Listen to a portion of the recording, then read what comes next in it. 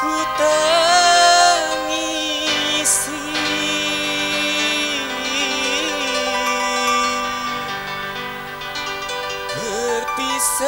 Perpisahan ini walau menyakitkan hati.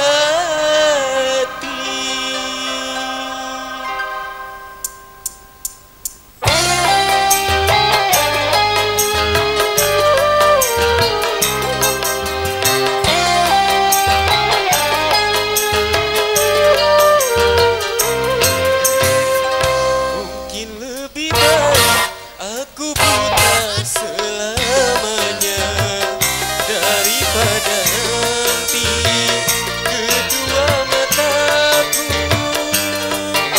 melihat dirimu bersanding bersama pria yang lain. Tak sanggup, ku tak sanggup menyaksikan air matamu menetes di pipimu. Mungkin lebih baik aku buta selamanya.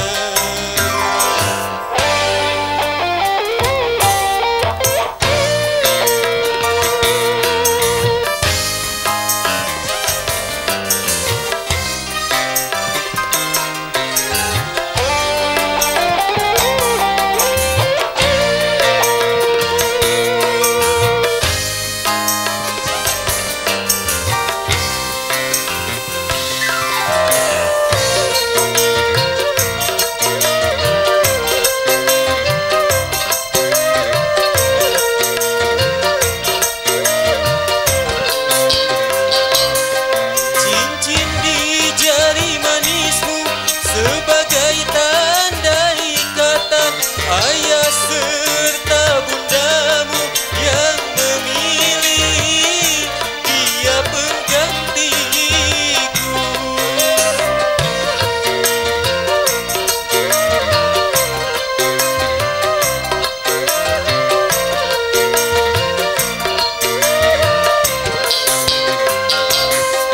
Jabatlah tanganku ini sebelum kita berpisah.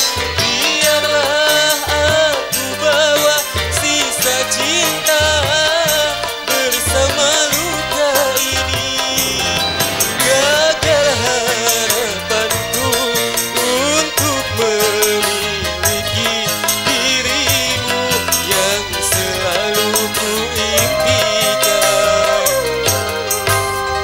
Mungkin lebih baik aku buta selamanya daripada nanti kedua mataku melihat dirimu bersanding bersama pria yang lain. Tak sanggup, ku tak sanggup menyaksikan air matamu menetes di pipi.